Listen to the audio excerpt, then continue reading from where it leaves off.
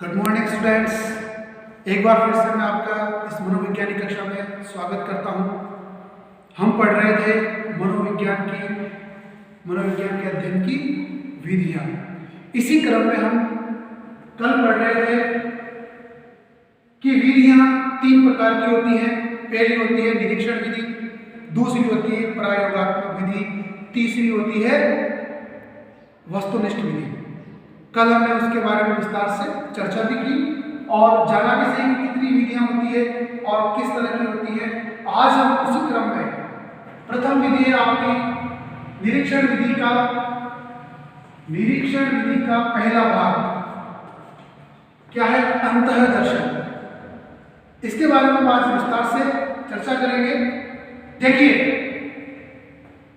अंतःदर्शन से तात्पर्य यहाँ पर मैंने कल ही बताया था कि अपना स्वयं का मूल्यांकन करना, यानी अपने अंदर छिपे हुए गुणों और अवगुणों का अवलोकन करना, ये क्या कहलाता है, अंतःदर्शन कहलाता है। देखिए, इसे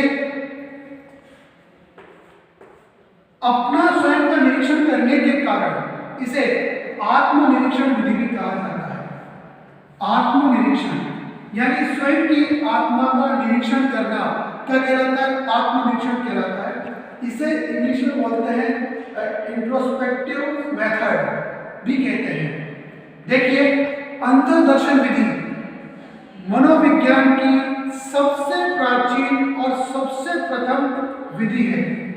इस विधि को सबसे प्राचीन माना गया है क्योंकि प्राचीन समय में क्या था, कहा जाता था कि ईश्वर को आप कहीं और मत ढूंढो, ईश्वर आपकी आत्मा में निवास करता है। आप ध्यान मुद्रा लगाओ, योगासन में बैठो और सवेरे ब्रह्म मुहूर्त में उठो और उस समय ईश्वर का ध्यान लगाओ, तो उसके माध्यम से हम हमारी आत्मा में ही ईश्वर का दर्शन कर लेते हैं और हमें यही दर्शन हमें प्रेरित करता है कि हम सद्गुणों की ओर परिवर्तित हो। इसीलिए इस विधि को क्या माना गया है, सबसे प्राचीन विधि माना गया है।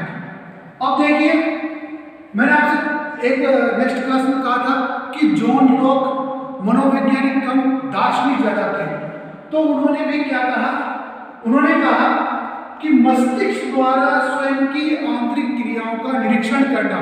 किसके द्वारा, मस्तिष्क के द्वारा स्वयं की आंतरिक क्रियाओं का निरीक्षण करना, ये क्या कहलाता है, आत्मदर्शन कहलाता है। यह परिभाषा भी है। इस परिभाषा को आप अपने आत्मसात बिठा लीजिए।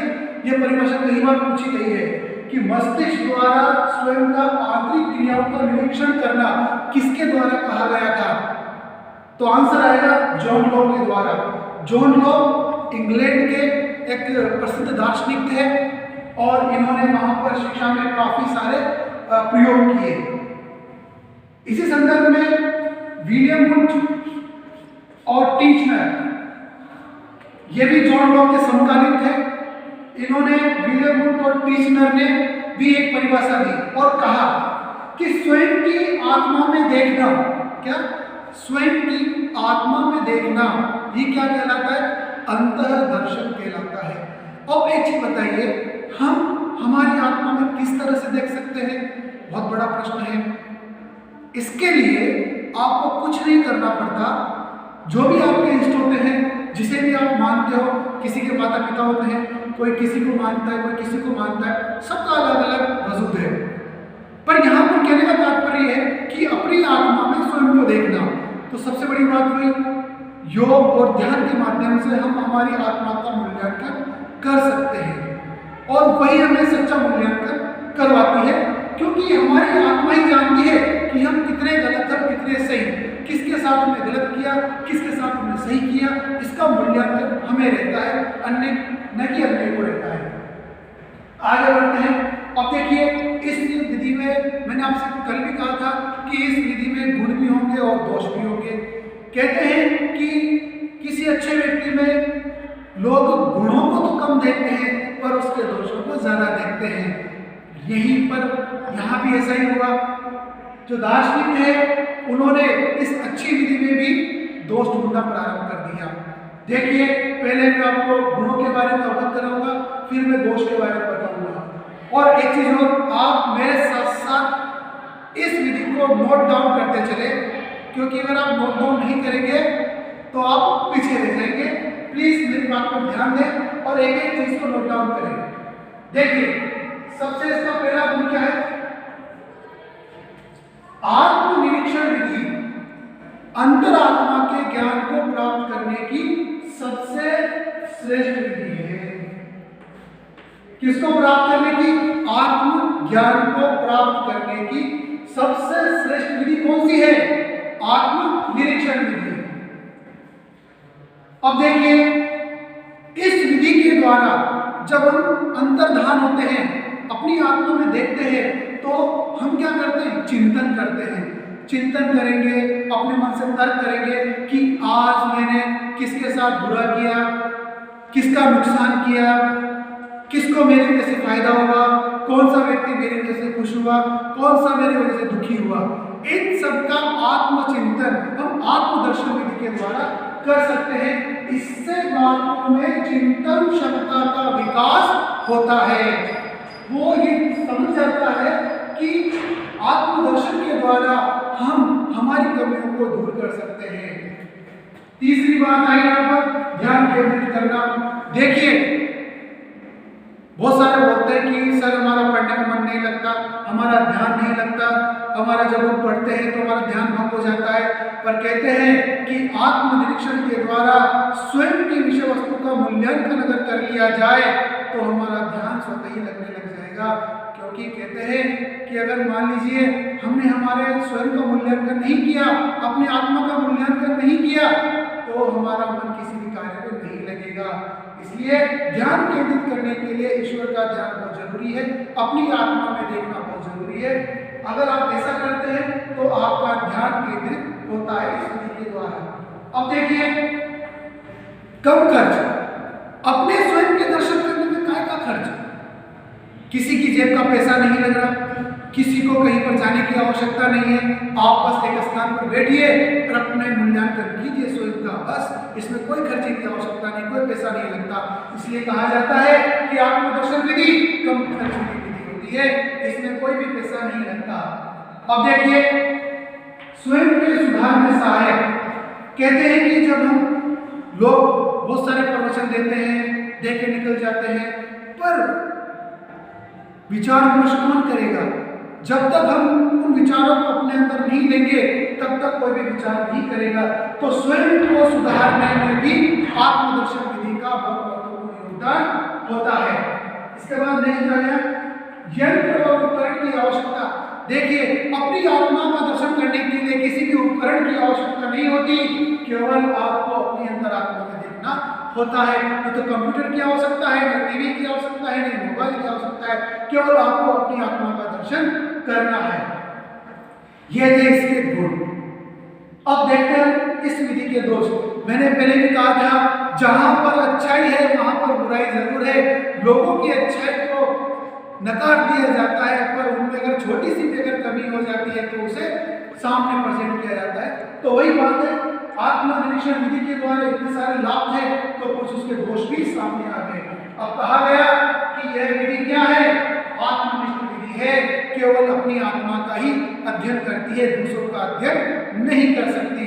तो ये सबसे बड़ा इस विधि का दोष है, केवल अपनी आत्मा का निरीक्षण हम करते हैं, जो कि हम सकारात्मक करते हैं, कभी भी हम हमारी गलतियों को सामने प्रेजेंट नहीं करते हैं। नेक्स्ट था इसकी वैधता और विश्वसनीयता बहुत कम। देखिए, किसी भी व्यक्ति या किसी भी प्रश्न पत्र को जब एग्जामिनर बनाता है तो उसकी वैधता और उसकी विश्वसनीयता पर विचार विमर्श किया जाता है कि प्रत्येक बालक को मेरे बनाए गए प्रश्न पत्र में से कितने प्रश्न वो कर सकता है और कितनी उसकी वैधता है। ये उसकी वस्तुनिष्ठता से मालूम पड़ता है कि आपके बनाए गए प्रश्न पत्र कितने विश्वसनीय और कितने वैध हैं। अगर मान लीजिए कमजोर बच्चे वाले भी कर लेते हैं और प्रतिभाशाली वाले बालक भी कर लेते हैं और पिछड़े बालक भी कर लेते हैं, आप पेपर ऐसा बनाते हैं तो आपकी वैधता पर शक नहीं किया जाता, पर इसकी वैधता पर शक किया जाता है, क्योंकि इसके द्वारा कोई भी वैध प्रमाण नहीं आता। क्योंकि हम क्या करते हैं, हमारी आत्मा के द्वारा जो मूल्यांकन करते हैं वो सकारात्मक करते हैं, नकारात्मक नहीं करते हैं।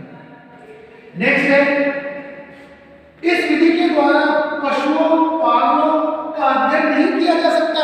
छोटे बच्चे क्या जाने कि मनुष्य क्या होता है, और पागल व्यक्ति तो चंचल होता है, उसकी बुद्धि तो भ्रमित होती है, उसका भी हम स्वयं आत्मा का दर्शन नहीं कर सकता।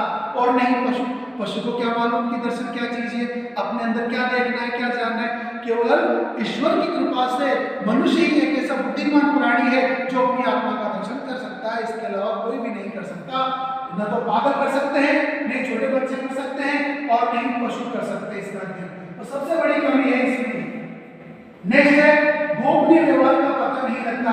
देखिए, किसी भी व्यक्ति के अंदर क्या छुपा हुआ है, क्या हमारे बारे में सोचता है, उसके गोपनीय व्यवहार के बारे में आप पता नहीं कर सकते।